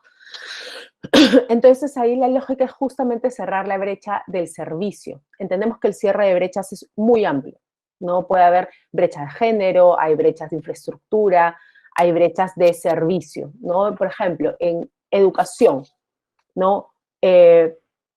En la dotación de recursos hay una brecha muy grande en la recepción de los materiales educativos en los niños, dependiendo en qué territorio se encuentre. No puede ser que en una parte urbana, en una zona urbana, lleguen los materiales educativos mucho más rápido. Puede ser que en un área rural lleguen más lento. Esa es tu brecha y se retrasa el año escolar, o se haga de manera parcial, o no se haga con todos los materiales que se requieren, ¿no? Esto acá depende de que el servicio seguramente ha sido mal planificado. En alguna época se pedía que, como parte de los lineamientos o de la directiva para la dotación de materiales, todos los medios de transporte que transporten los materiales educativos tenían que tener SOAT. Entonces, claro, en una zona urbana, si tú contratas tus movilidades para repartir materiales, es absolutamente posible que todos tengan SOAT, y es más, es exigible que todos tengan SOAT. Si tú lo haces en un área rural, es muy difícil pedirle un SOAT a un peque-peque, ¿no? Entonces te vas encontrando con cosas de ese tipo. ¿Cómo haces para que en la provisión en el diseño de la provisión del bien puedas identificar estos matices, ¿no? Estas diferencias, que ni siquiera son matices, son diferencias bien claras, para que la brecha de servicio no se amplíe, ¿no? Eso es por un lado. Entonces sí se toma en cuenta. Ahora, desde la presidencia del Consejo de Ministros hay más iniciativas, y hay una iniciativa que se llama el Plan de Brechas para Loreto específicamente, que fue anunciado en febrero a inicios de este año, y que el plan ha sido aprobado hace menos de un mes, ¿no? Y ahí la idea es justamente esto, ver un territorio y meterse y agarrar profundidad dentro del territorio, ¿no? Entonces, para el plan de cierre de brechas de Loreto, el gobierno ya tiene una hoja de ruta para atender las necesidades en saneamiento básico, en escuelas, en desembarcaderos, entre otros, ¿no? Y esto va a beneficiar a los 25 distritos pertenecientes a la provincia del Daten, de Marañón, de Loreto, Alto Amazonas, Requena y Maynas. Entonces, ¿es una iniciativa? ¿Debería haber planes de brechas para todas las regiones? Sí. Estamos entrando, sobre todo en Loreto, por la gran brecha que existe de todos los sectores también. Todos los sectores también manejan planes de brechas independientes de acuerdo a los servicios o de acuerdo a su rectoría. No, nosotros como Secretaría de Descentralización lo que queremos impulsar es que esto se haga, que se tome en cuenta las brechas para el diseño de la política y para el diseño de los planes, ¿no? Y para la provisión del servicio. Isabel, igual creo que fue la que mencionó que su tesis estaba relacionada a este tema. Isabel, Arnaldo tiene mi correo, que te lo pase, y nosotros te ponemos en contacto con las personas que le están enseñando, encantados de dar más información si bien se requiera. Anabel preguntaba, ¿cómo se fortalecen los procesos democráticos en el camino de la descentralización? Bueno, ahí seguramente los dos compañeros que exponen podrían dar bastante más información. Yo creo que desde mi posición más personal que institucional, creo que es clave el ejercicio del voto informado, es clave la actividad de vigilancia, ¿no? Pero eso lo puedo decir desde una perspectiva más personal que institucional, creo. Regresando a la perspectiva institucional, hay un tema que mencionaron sobre participación ciudadana de las mujeres y participación de las mujeres en general en la política. Y ese es un tema que como Secretaría de Descentralización nos importa un montón. Ahorita, del total ahorita tenemos 0 gobernadoras, no hay ninguna gobernadora. Cada vez que hacemos un evento con gobernadoras, Club de Toby, no hay ninguna mujer. Y cuando hacemos eventos con alcaldes, de los 1.874 alcaldes, solamente 4.6% son mujeres. Tenemos 92 mujeres alcaldesas de 1.874. ¿Hay una brecha de género? Absolutamente. No hay una brecha de género. ¿Necesitamos más mujeres en puestos de toma de decisiones? Absolutamente. Y la Secretaría de Descentralización, de hecho, viene desde el año pasado embarcándose en ese tema. No participamos en la organización de los encuentros de alcaldesas, ¿no? Que fue organizado a través de un pedido de la alcaldesa de Yarinacochas, en Ucayali, Yerli Díaz. Lo organizamos con ellas, con la participación de más del 50% de alcaldesas. Y otro, Alcaldesas del Bicentenario, que fue organizado más con con organizaciones de la sociedad civil. Flora Tristán, Manuela Ramos, Calandria, etc. ¿Nos interesa mucho que las mujeres participen en puestos de toma de decisión? Sí. Y por eso también nos interesa que puedan tener una muy buena gestión, ¿no? Para que puedan ser un ejemplo para para las demás personas que puedan postular, y en general nos interesa a nosotros como Secretaría de Descentralización que todos los alcaldes y alcaldesas puedan tener la mejor gestión que se pueda, ¿no? Eso es muy importante. Igualito, hay espacios adicionales más organizados para la participación de las mujeres en autoridades. RENAMA, por ejemplo, ¿no? La Red Nacional de Mujeres Autoridades es un espacio muy valorado y que viene funcionando desde hace muchos, muchos años y que tienen, entiendo, capítulos en cada región. Ese es un muy buen espacio para la participación. Y por último, el tema del acceso a Internet y la brecha digital en el trabajo es un reto, ¿no? Es un reto para la descentralización, si bien la brecha digital, entiendo, ha bajado mucho durante los últimos años, es un reto al que nos enfrentamos todos, especialmente en esta época de trabajo, cuando muchos tenemos la suerte de poder manejar el trabajo remoto o semipresencial, ¿no? Hace un reto, hace incluso más difícil, ¿no? El trabajo que no sea presencial, el trabajo en condiciones de seguridad, ¿no? Para todos mientras dura la emergencia sanitaria, pero es algo en lo que también vamos a seguir avanzando, ¿no? Creo que un tema con la emergencia sanitaria es que ha puesto temas en agenda que se están fortaleciendo más rápido de lo que uno hubiera esperado. Salud, por ejemplo. Si bien siempre va a haber, nunca es suficiente, se viene avanzando como nunca se ha avanzado en los últimos años, ¿no? Para poder proveer un mejor servicio, tener más UCIs, tener más camas con ventiladores, tener más materiales, etc. Entonces, hay sectores que van a seguramente salir más beneficiados, y que ya uno, si mira la programación del proyecto de ley de presupuesto para el próximo año, ya hay sectores que vienen teniendo un incremento presupuestal por la urgencia que va a significar para el próximo año, ¿no? Gracias. Muchas gracias, Claudia. Y le damos la palabra a Federico. Adelante, Federico. Muchas gracias, Arnaldo. Creo que todos los comentarios y preguntas han sido muy interesantes. Es muy frondoso los temas que se han abordado. Yo quisiera comenzar por un tema que propuso Lucho Pinedo sobre territorio. Creo que, en efecto, es sumamente importante seguir reflexionando sobre qué entendemos por territorio, cómo se dimensiona el territorio, qué características debería tener el territorio, cuáles son aquellos aspectos que le caracterizan a un territorio. Si hablamos en términos económicos, probablemente el territorio podría determinarse por corredores económicos o flujos de mercados. Si hablamos en términos políticos, por ejemplo, los candidatos van a definir el territorio de cuántos votos hay, de qué edades, ¿no es cierto? Si hablamos con un ambientalista, nos va a decir que el territorio son cuencas, microcuencas, cabeceras de cuencas, es decir, cada persona tiene una mirada del territorio en función probablemente a su actividad principal o a sus necesidades o a sus intereses particulares. Pero el territorio en realidad es el conjunto de estas cosas.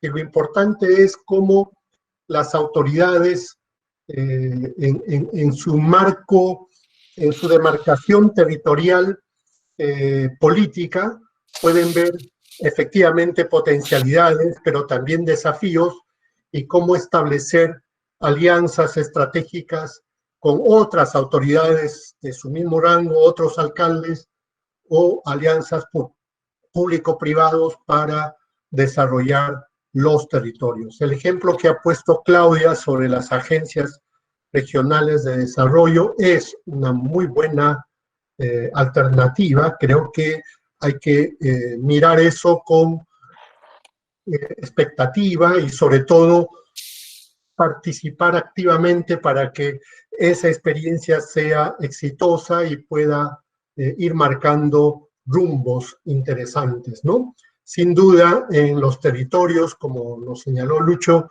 el país es un territorio megadiverso que nos ofrece potencialidades, oportunidades, pero también nos pone de cara grandes desigualdades y grandes brechas que hay que cerrar. Hay que abordar el territorio también desde el ángulo de la competitividad, es decir, qué infraestructura necesitamos, qué arreglos institucionales necesitamos para incorporar a sectores que no están en aspectos más de competitividad, qué fondos se pueden apalancar, qué anillos de innovación o investigación podemos desarrollar para hacer de los territorios mucho más competitivos. Y ahí la academia y la empresa puede jugar un rol sumamente importante, ¿no? Entonces, alrededor del territorio, creo que es sumamente importante reflexionar y cómo la descentralización puede hacer y debe hacer un aporte, sin duda, en el análisis, en las propuestas para el desarrollo territorial. Un segundo aspecto vinculado a esto, que Claudia lo ha mencionado, es sobre esta tipología de municipalidades que la verdad a mí me hace música a mis oídos, porque creo que por fin el Estado puede ayudarnos a hacer una tipología de municipalidades y sobre todo nos permite hacer de alguna manera también una caracterización y qué elementos confluyen para las municipalidades. Ojalá que los decisores, me estoy refiriendo ahora a los congresistas, pudieran tener en cuenta esta tipología y estos elementos conceptuales que son muy ricos para, al momento de decidir y crear nuevos distritos o nuevas provincias, pudieran tener estos elementos técnicos y estos elementos más conceptuales que solamente elementos políticos, porque se paró en una plaza y dijo ahora este territorio debe ser un distrito. Entonces, creo que ahí tenemos todavía mucho para trabajar. Ojalá que nuestros decisores en el Parlamento de la República, por ejemplo, pudieran recibir una inducción muy fuerte de todas estas políticas públicas que ya existen antes de tomar las decisiones. También quisiera referirme que, en efecto, la democracia local, como lo señaló Mariela, ¿verdad? Anabel, como lo señaló Anabel, la democracia local cumple un rol importante en la descentralización. Es decir, yo creo que la descentralización y la reforma política tienen que ir de la mano. Es decir, si tuviéramos toda esta reforma política que se está impulsando, aprobado, que de alguna manera va a impactar favorablemente en el fortalecimiento de los partidos políticos, que en buena cuenta nuestro sistema de representación está basado en un sistema de partidos políticos. Y si los partidos políticos siguen funcionando como actualmente funcionan, que más bien es una alianza de independientes, ¿no es cierto?, que se reúnen para, digamos, acceder a instancias de decisión, tanto de nivel local, regional o nacional, y después se desentienden totalmente de los partidos políticos, entonces nunca los partidos políticos van a estar fortalecidos y siempre estas personas que ejercen funciones de gobierno van a estar siempre en una situación precaria. En cambio, si hubiera partidos políticos fuertes con escuelas de formación política y de formación, sobre todo, de desarrollo territorial, entonces los líderes que ejerzan acciones de gobierno a nivel local y regional tendrán mayores visiones, mayores herramientas, mayores conceptos como para hacer el desarrollo territorial. Entonces, ahí creo que cuando no terminamos de hacer las reformas políticas necesarias que ayuden a fortalecer los partidos políticos, entonces como la cadena que hace mover la bicicleta, o sea, entonces vamos, siempre la bicicleta va a tener problemas para caminar, ¿no? Después quisiera también señalar que esto de la autonomía, efectivamente, ahí tanto la ley de región como la ley de municipalidades hacen que la autonomía juega a favor y en contra, ¿no es cierto? A favor porque se podría generar políticas públicas a nivel local y regional, precisamente haciendo que estas políticas públicas aterricen teniendo en cuenta las características del territorio local y promuevan el desarrollo local. Entonces, eso sería una cosa positiva de la autonomía, es decir, oye, tienes la autonomía para generar políticas públicas que respondan a tus necesidades locales.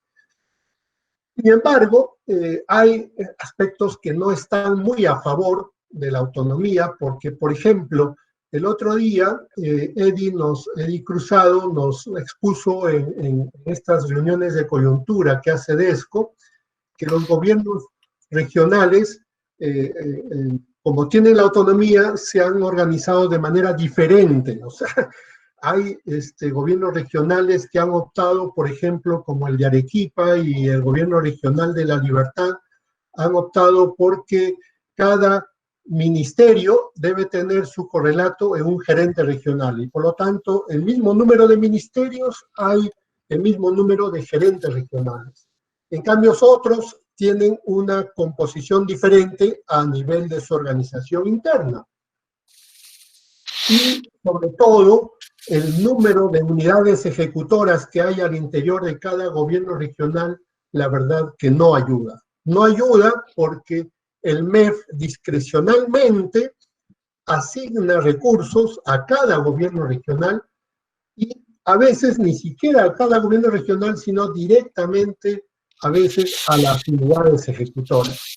Entonces, un gobierno regional que tiene 15, 20, hasta 27 unidades ejecutoras, se imaginarán ustedes, tienen prácticamente 27 pequeños instancias que están manejando recursos, que tienen a veces inclusive reglamentos de organización y funciones diferentes, o sea, es una unidad de gobierno regional con 27 reglamentos de organización y funciones. Entonces, todo esto hace muy complejo, hace muy complicado una gestión eficiente de los gobiernos regionales. Entonces, ahí efectivamente, cuando hablamos de autonomía, digamos, bueno, sí autonomía, pero oye, estos son pues los marcos, ¿no? Tampoco la autonomía es, hagamos todos lo que queramos. Otro aspecto de la ley de gobiernos regionales que, en mi opinión, dificulta seriamente la articulación intergubernamental entre gobiernos regionales y municipalidades es el modelo de gobierno regional. Es decir, el gobierno regional se basa en un gobernador y consejeros regionales, un gobernador, vicegobernador y consejeros regionales. Eso creo que dificulta mucho porque los consejeros regionales son representantes de las provincias y de alguna manera entran en competencia con los alcaldes provinciales, porque el consejero quiere, si ha sido elegido, obviamente quiere llevar su obrita para su provincia. Entonces, muy pocas veces el consejero coordina con los alcaldes, ojalá pudiera haber mayor coordinación. Entonces el consejero comienza a identificar la obra que quiere dejar en su provincia, ¿no es cierto?, con recursos del gobierno regional. Entonces ahí viene otro gran desorden, ¿no? Es decir, el gobierno regional y el gobierno municipal pueden hacer todo superponiéndose en los diferentes territorios. tal vez podría haber sido, digo tal vez, esto hay que analizarlo como propuesta, por ejemplo, que en vez de consejeros regionales, los propios alcaldes podrían asumir esa función de consejeros regionales. De tal manera que a lo mejor así esta interacción, esta articulación, esta complementación de recursos y de mirar el territorio de una manera mucho más adecuada podría funcionar. Ya estoy entrando en propuestas, ¿no es cierto? Y finalmente, solo para terminar, todo este tema de la participación ciudadana, la verdad creo que estamos viviendo en tiempos en su ola más baja de la participación ciudadana. Lo que antes, hace 10, 15 años, la participación ciudadana era una gran oportunidad, por ejemplo, los presupuestos participativos, tanto en los gobiernos locales como regionales, era una oportunidad, pero también ha sido, digamos, ha ido bajando, pero también por, de alguna manera, la falta de recursos técnicos de la propia sociedad civil para hacer más efectiva la participación ciudadana. Y también la participación tiene un costo, entonces todos estos líderes que se han mencionado, que estaban encargados de poner en práctica la participación ciudadana, lo hacían pues con sus propios recursos, porque la participación ciudadana, repito, tiene un costo.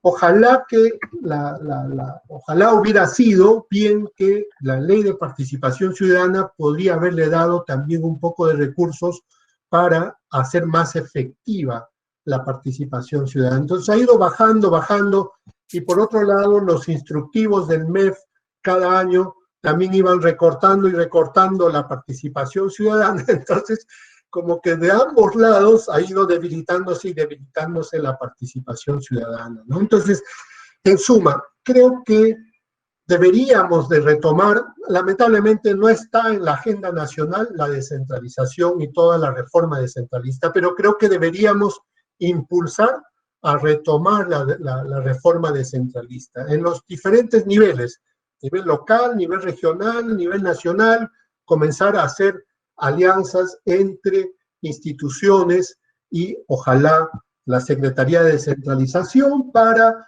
que vuelva la agenda y volvamos a discutir estos temas. Hay responsabilidades que competen al Parlamento de la República, hay responsabilidades que competen a niveles más intermedios de la gestión pública, hay responsabilidades, creo que competen también a la sociedad civil, a la academia, pero creo que juntos, si logramos generar consensos en acuerdos muy básicos, podríamos retomar la reforma descentralista de una manera más efectiva. Nuestro gran maestro Julio Kotler decía, no te comprometas si te haces metas tan grandes y la cual la escalera es tan grande, construir la escalera y sobre todo subirla va a ser muy difícil, pero si te propones hacer desafíos más cortos y la suma de esas escaleras chiquitas pueden llegar a ser una escalera grande. Entonces creo que ese ejemplo de nuestro gran maestro Julio Kotler podría aplicarse en este caso también. Gracias, Arnaldo. Disculpa la ampliación. Gracias, Fico. Bien, le damos la palabra ahora a Christoph. No sé si lo veo ahí. Ok, sí. Adelante. Gracias, Arnaldo. De las preguntas y del debate, 5 ideas rápidamente. Uno, que es un aporte un trabajo que hizo ya hace varios años la ONU de los gobiernos locales, CGLU, Ciudad de Gobiernos Locales Unidos. Es decir, que estamos confundiendo muchas veces descentralización y gobiernos locales. Y eso nos lleva a análisis que no son correctos. La descentralización son bien las leyes y los reglamentos que el Estado toma para otorgar una libertad más o menos importante a gobiernos locales. Gobiernos locales son instituciones que tienen autonomía, que se administran y que cumplen, que conciben y ejecutan políticas. Creo que es importante de saber cada vez de qué hablamos porque estamos mezclando un poco ambas cosas. Segundo punto, que es algo que ya dije al inicio, los gobiernos locales somos nosotros, como el gobierno nacional. En un Estado de Derecho somos nosotros que los hemos elegido. Y si no hemos logrado hacer elegir nuestros candidatos, pena pues. Entonces, somos responsables de la gestión local. No es únicamente las personas a quienes hemos confiado esa competencia que son responsables, nosotros somos responsables, tenemos que asumirlo.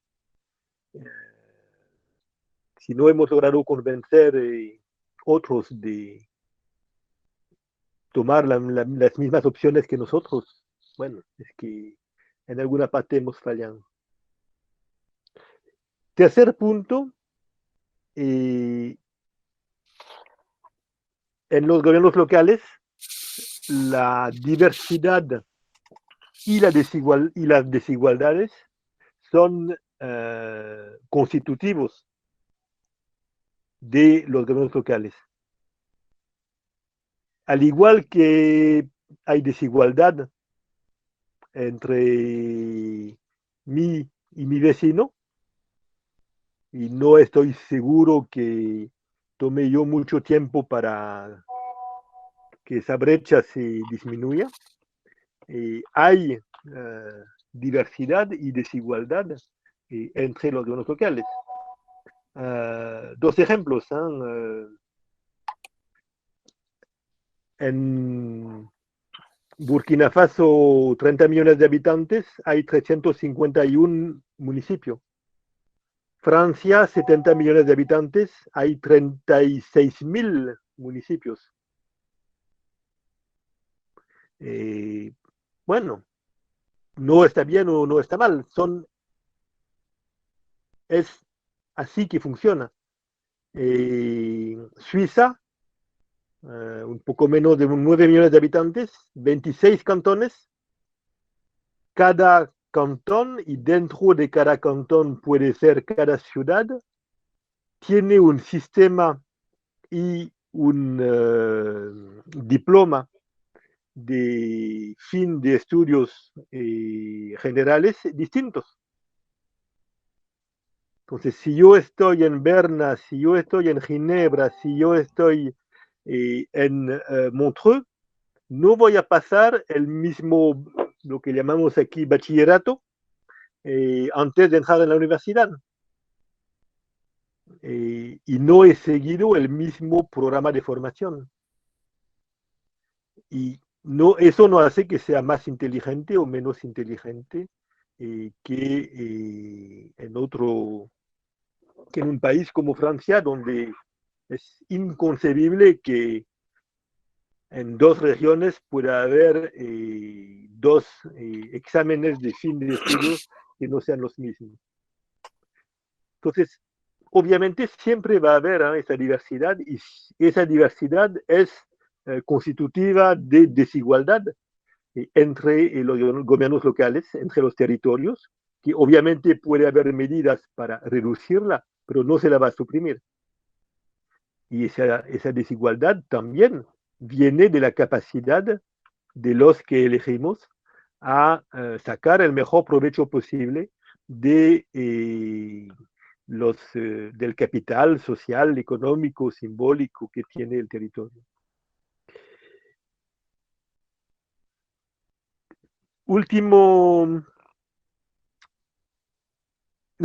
Cuarto punto, cuando se habla de la tendencia que hay en los caseríos, las comunidades, los municipios distritales, provinciales, región, a la división.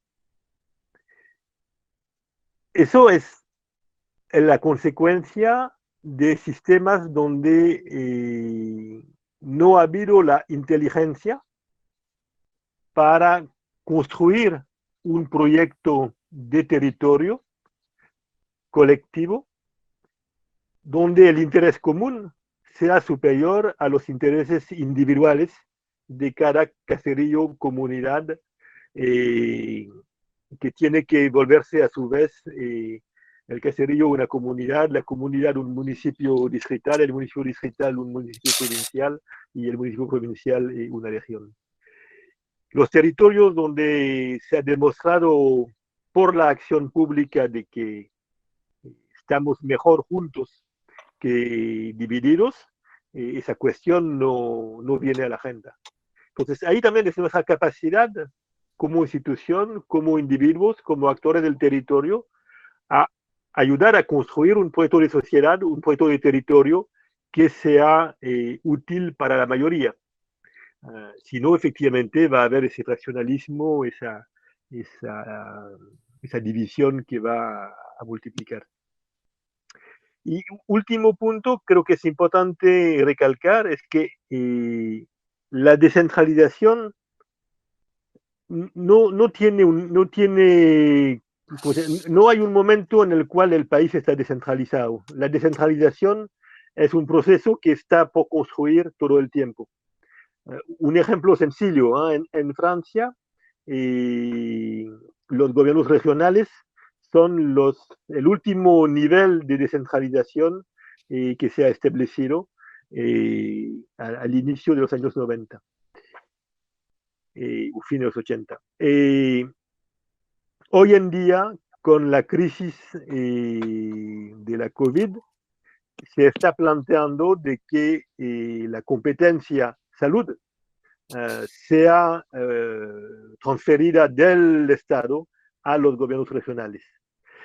Quiero decir que la descentralización es algo que evoluciona, que nunca está terminado y que corresponde a lo que decía más antes, a correlaciones de fuerza dentro del territorio y a la evolución del contexto, que hace que efectivamente el Estado se da cuenta de que necesita transferir competencias porque no logra ejercerlas correctamente y va a ser más fácil hacer que sean los gobiernos locales que lo hagan en vez de él, y que eso va a mejorar su legitimidad como Estado.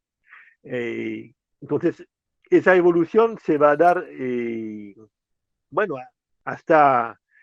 va a dar siempre, o sea que en 2090 vamos a seguir trabajando sobre la evolución de las leyes de descentralización, porque el contexto va a ser distinto del contexto de hoy. Las correlaciones de fuerzas internas al Estado y entre los Estados van a ser distintas. Gracias. Muchas gracias, Christophe. Bueno, yo creo que hay muchos puntos por seguir trabajando. Les agradezco porque de eso se trata, de generar ideas, de generar reflexión y también esas ganas de trabajar por estos procesos que nos parecen tan importantes. En eso, quienes estamos en el curso vamos a seguir trabajando durante las siguientes semanas. Les recuerdo que quienes estamos en el curso, una vez que cerremos este conversatorio, nos quedamos todavía en el mismo espacio para continuar y presentarnos un poco y ver cómo vamos a seguir.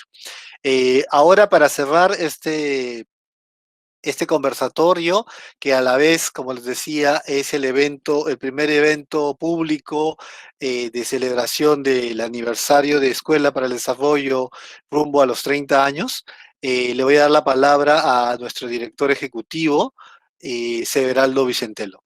Adelante, C. Buenos días con todos y con todas. Muy atento a los aportes de cada uno de ustedes. He ido anotando algunas ideas que quería compartir con ustedes al finalizar esta conversación, porque creo que es una conversación que se inicia o en todo caso continúa dentro de las diferentes que hemos ido desarrollando en los últimos años y que sabemos que va a continuar porque estamos en este proceso de transformación constante. Creo que en las últimas décadas la participación ciudadana se ha transformado en una estrategia imprescindible para la legitimación de las políticas públicas. Creo que estas incorporan mecanismos de participación ciudadana en alguna o en todas sus fases, mayoritariamente en la fase de diseño, pero no en la implementación, mucho menos en la rendición de cuentas. Una nueva forma de gestión sobre la base del acuerdo a través del consenso, de la responsabilidad compartida, la transparencia tanto en las decisiones como en la rendición de cuentas. De parte nuestra, de la ciudadanía, supone una nueva cultura política con ciudadanos y ciudadanas más activos, más activas, organizados, conscientes de los problemas que nos afectan y con disposición efectiva de generar cambios de impacto real. También creo que supone la comprensión del enfoque territorial del desarrollo como un proceso de transformación abierto que define un proyecto político común, donde no solo se organiza y se dinamiza el territorio, sino que también se fortalece el tejido social hacia una mayor competitividad territorial, que supone entonces transformación de los sistemas productivos locales, también de innovación y crecimiento económico sustentable, también mejora de la acción de la desigualdad y de la pobreza, pero sobre todo supone ciudadanía activa, participación activa, articulación y asociatividad activa en favor del territorio. De parte de nosotros, ciudadanos y ciudadanas, creo que debemos seguir nuestro paradigma de sociedad centrado en la convivencia desde nuestro ser sujetos de discernimiento colectivo o de discernimiento comunitario, que es algo que todavía nos falta aún por explorar o por fortalecer. Ese paradigma que nos coloca lejos de un paradigma de producción que se nos impone como regla de desarrollo. Yo creo que varias de este conversatorio van por aquí, van a partir de este horizonte que acabo de leer en torno a las ideas que iba anotando mientras iban conversando. Les agradezco por estar aquí, por compartir las ideas, por compartir ciudadanía, y les deseo lo mejor a todos y a todas, a quienes inician el curso y a quienes continúan trabajando en favor de nuestro territorio. Un abrazo a todos y a todas. Bueno, muchas gracias, C. Muchas gracias a todos quienes han participado, a la Secretaría de Descentralización, en la persona de Claudia, al Grupo Propuesta Ciudadana en Federico Norio, a nuestra presidenta Molvina Ceballos, que es de DESCO, y también, bueno, a Christoph y a todos los que están participando en este espacio. Muchas gracias. Vamos a hacer una pequeña pausa con quienes estamos en el curso y nos despedimos así de quienes han participado en este evento. Muchísimas gracias. Gracias. Nos despedimos. Hasta luego. Gracias. Gracias. Gracias. Hasta luego. Gracias.